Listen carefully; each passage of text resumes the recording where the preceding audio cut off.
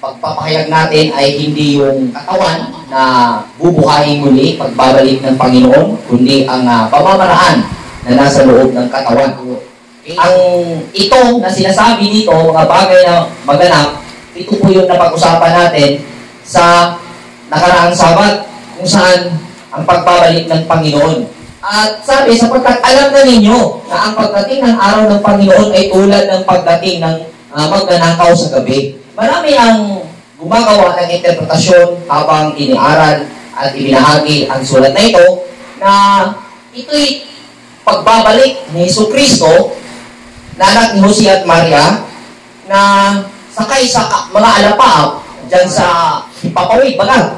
At walang nakakaalam kung anong araw, anong oras, anong panahon ang pagdating nito. Ngunit sa hapong ito, ipabahagi po ng Torah community at hindi parehas na pag-unawa sa nakasanayang interpretasyon tungkol sa pagbabalik ng Panginoon na parang magnanakaw. Dinitsahin na po natin na ating sabihin na hindi po ito pagbabalik ni Jesucristo na bumaba mula sa langit, kundi ito po ay ang pagkamatay ng pisikal na laman ng tao na kung saan sinabi pagbabalik ng Panginoon, araw ng Panginoon. Kung ating matatandaan po sa chapter 1 ng Genesis, 6 days po na nagsasagawa ang Panginoon sa lahat ng bagay sa loob ng sa mundo.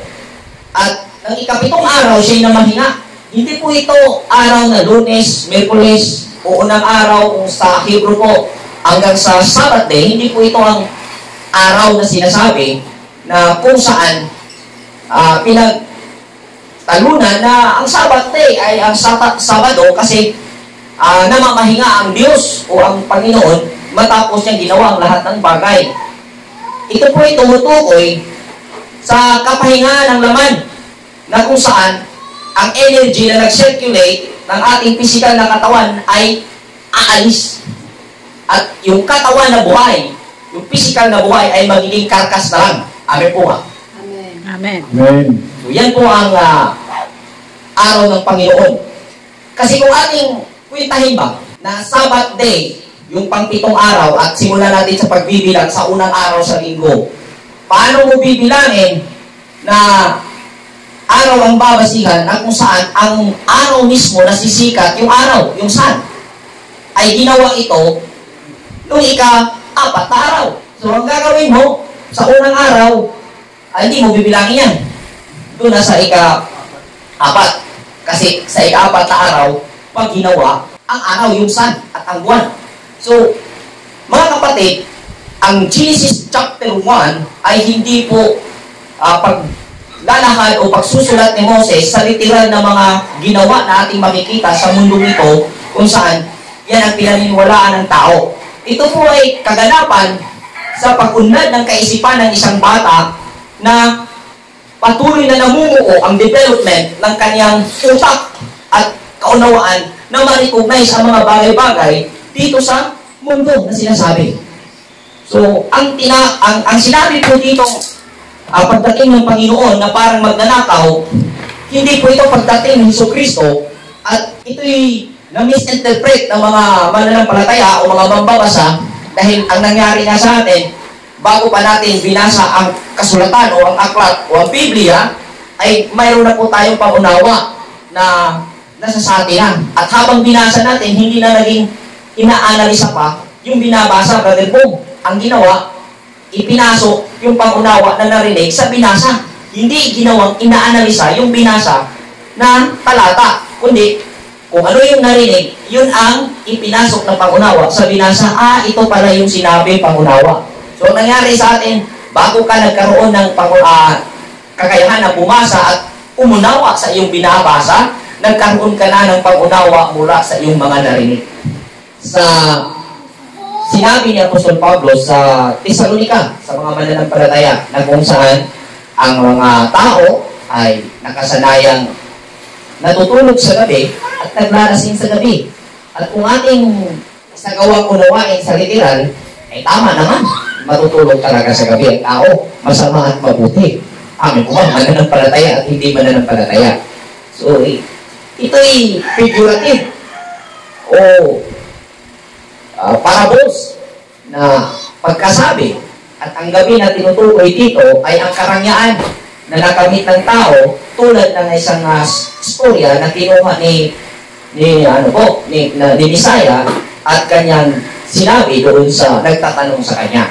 Na kung saan ang mga tao na hindi nagsasagawa ng kabutihan at nakakamit ng mga bagay na nakuha nila sa paggamit ng kapasidad na napakinabangan dito sa kamanghamanghang sistema na nasa katawan ay naging nilustay o sabihin na natin sa Bisaya, nagpatuyang sa ilang gusto, nagparaya sa gusto ng laman. Parang ganun po yung nangyari. At hindi niya o hindi alam ng ninuman na ang pagkamatay o ang araw ng pagkapahinga ng laman ay darating.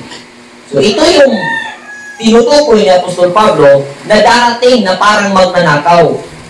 Na kung saan sinabi niya sa mga mananampalataya sa Thessalonica na kayo'y hindi na kailangan sulatan pa tungkol sa mga bagay na ito dahil alam ninyo. At kung ito'y darating, ang araw ng Panginoon sa inyo, ay hindi kayo mabibigla sapagkat kayo hindi na namuhay sa kadiliman, kayo'y namuhay na sa liwanag.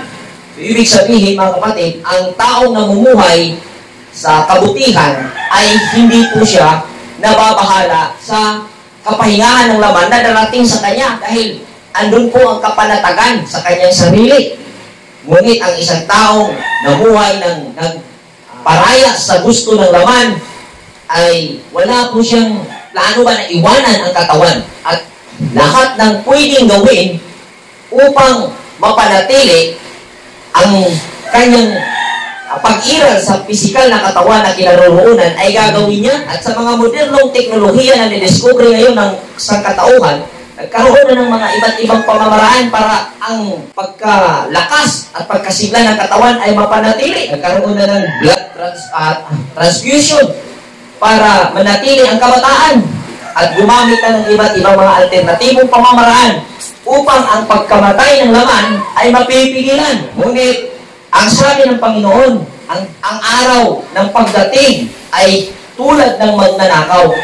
Dahil hindi po masasabi ng sinuman, kahit malakas ang kanyang katawan, ngayon, hindi mo masasabi na matagal pa ang kamatayang darating o ang pagkapahinga ng iyong katawan dahil ikaw ay malakas pa.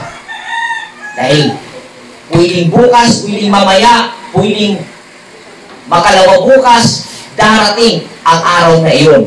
So, malinaw na ini-encourage ni Apostol Paul dito ang mga tao na magkaroon ng pag-asa. Kahit mamatay yung pisikal na katawan, ay makamtan ang pag-asa ng isang mananampalataya. At ang pag-asa na ibinahagi sa ating kapanahunan ng mga mangangaral ay gamit ang talata na sinulat ni Apostol Pablo sa mga taga-Thessalonica mula chapter 4 hanggang chapter 5, ginamit po ang talatang ito upang bigyan ng pag-asa ang mga mananampalatayang Kristiyano na pagdating ng Panginoon Hesus sa huling araw ay muling maasimbol ang katawang lupa at magkakaroon ng kapangyarihan na ito'y hindi na masisira pa. Ito ang ating binigyang pansin, no? Na nagkaroon ito ng maling interpretasyon na hindi ito na balikan kung ano ba talaga yung tao